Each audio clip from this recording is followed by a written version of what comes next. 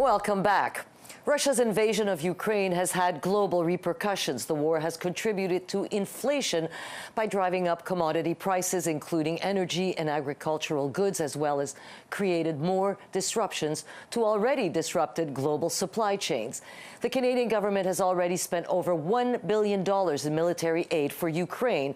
So in this era of fiscal restraint by the federal government, does Canada have much left in the bank to sustain its support of Ukraine much longer? Let's take this to our panel of strategists. Caroline Varayan is an associate vice president with Summa Strategies. She is the former chief of staff to Liberal Minister Jim Carr. Larissa Waller from GT and Company. She previously served as the head of communications for Ontario Premier Doug Ford. And Anne McGrath is the NDP National Director. Hello, happy Friday. Good to have you all on the panel. Larissa, I'm going to start with you because you're far away. So, you know, Canada has contributed already $1 billion in military aid to Ukraine. The Prime Minister was asked earlier this week whether he would sustain this level of aid. He said, yes, as long as it is needed. Is this sustainable, and should it be more? So I think that we need to reframe that question. It's not just aid for Ukraine, it's aid for the world. This is a world fight. Ukraine is on the forefront. Ukrainian soldiers are paying with their blood and their bones and their limbs. But let's not be foolish here. This is Western democracies, Western values, democratic freedoms versus dictatorship, corruption, and really like just awful regimes. And so, you know, is Canada willing to stay in this fight? I certainly hope so. I mean, let's not forget we have a massive undefended border in the Arctic with Russia. So I know it's expensive. I know a lot of people are sort of getting Ukraine fatigue, but this is a global fight. It's not Ukraine's fault that Russia attacked it, and we all have an interest in the outcome. Caroline, we're a G7 country. Those are the biggest economies of the world. You know, is Canada in a position, and should Canada do more? First for Ukraine, and then we'll get into other of Canada's duties to NATO and to NORAD. The new words that we saw from the Prime Minister today that I think were really the key words for us to pay attention to were "for as long as it takes." I suspect that was deliberate. I suspect Ukraine has been asking its Western allies to send signals of exactly that nature because it's important for them in terms of what their Russian aggressors are seeing and hearing. And it's also not a commitment that Prime Minister Trudeau can make lightly without a great deal of consideration. You have to be prepared for the words "as long as it takes" to mean anything. And I think the fact that Canada was able to make that commitment so firmly today is a signal not just of the current government's intentions around spending and investment, but probably also the fact that it's backed up by near universal support from the Canadian population for Canada's support for Ukraine. So, you know, I want to broaden it to military spending. Canada's a member of NATO, and they're engaged to spend 2% of the GDP on defense, which Canada is not doing. Is this the time for Canada to do it, or is it just too much? I don't see those two things as being particularly linked, to be honest. I think that the 2% goal for NATO is separate for me from the war in Ukraine. We're 1 year in now to what is really an unspeakable, horrible tragedy. It is. I agree with Larissa that this is not Russia versus Ukraine. This is Russia versus the rest of the world in many ways, and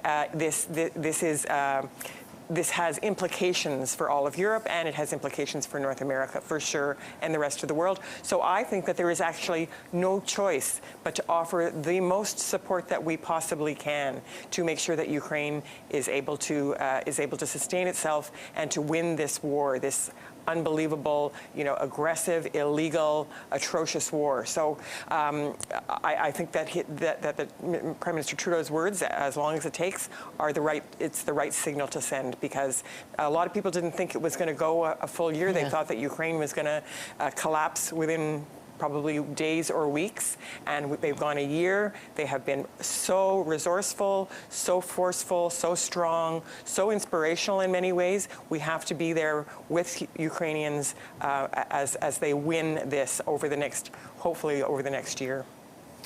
But Larissa, this is a time to talk about military spending. There's also the issues, as you said, of the Arctic sovereignty, NORAD, and the Chinese balloon surveillance. Do you expect Canada's defense spending will be boosted in the upcoming budget? I think that Canadians are probably more aware that we are not as safe and as insulated as we maybe thought we were. I think maybe Canadians are viewing military spending and military investment a bit like going to the dentist. You know, if you have a little cavity, you should fill it now, right? You should make the investments now. If not, it's going to be a root canal. And, you know, I say that sort of facetiously, but not really, right? You know, China with the spy balloon, again, we have an undefended border with Russia. You know, it's sort of brought the fight home. A lot of Canadians, myself included, have family and friends in Ukraine. A lot of businesses in Canada have offices in Ukraine. Ukraine isn't some faraway country that it's easy to think that could never happen to us. These people in Ukraine are just like you and me. They're fighting, giving up their lives, and if we don't make the investments in our military right now, we're not going to be able to defend ourselves or defend our allies should we ever need to. So I want to put that to you because I think it's an interesting analogy. The going to the dentist, first it's a cavity, then it's a root canal. It sounds like a good analogy. Is this not the time for us to have a national conversation on, you know, should we be a little bit more military? Because, you know, I asked the chief of the defense staff a few months ago, could we do today what we did in Afghanistan? And the answer was no. We are not even prepared for that anymore. So it's gone downhill. Mm-hmm. But today the conversation, the invasion forces us to have this conversation. So should it be going to the dentist for a cavity, or are we going to wait for the root canal? Well, I think it's important to take a look at how Canadians view defense spending in their country. Historically, we've seen that the average Canadian's appetite for defense spending in their federal budget is lower than what you would see in some of our partner nations, let's say the United States or the United Kingdom, for example. And that's something that has been the case for quite some time. But what's remarkable is how quickly that attitude shifts when you're speaking about Ukraine. We have seen overwhelming support among Canadians for the last year for all of the investments that the Canadian government has made in supporting Ukraine. And that's not just the $1 billion in military aid. It's the other $4 billion that have gone into immigration support for refugees, the loans to the IMF Bank, the humanitarian aid, so on and so forth. And the question of the NATO commitment, and that's that principle that NATO member countries should be spending 2% of their GDP on defense, is a very interesting one, because if you think about, you know, why NATO was established, it was to prevent another big war in Europe. And what a lot of people don't realize is that it actually has been Canada that has had that outsized influence in Ukraine, training their forces for years leading up to this war, well before Russia invaded. And so in a way, Canada is doing exactly what NATO, you know, and its core objective is there to do, which is to help that war, help prevent that war from spreading to other countries and keeping Russia at bay. And I don't have a lot of time, but I want to ask you, do you think that Canadians would support, as, you know, clearly the aid and the billions of dollars to Ukraine, would Canadians support a bigger defense budget? I don't think that what's happening in Ukraine is an excuse for unfettered military expansion. I think the Canadians would not be there for that. And that's why I see these as separate things. I think that there is a particular response to what's happening in Ukraine because people do recognize how important it is for all of us.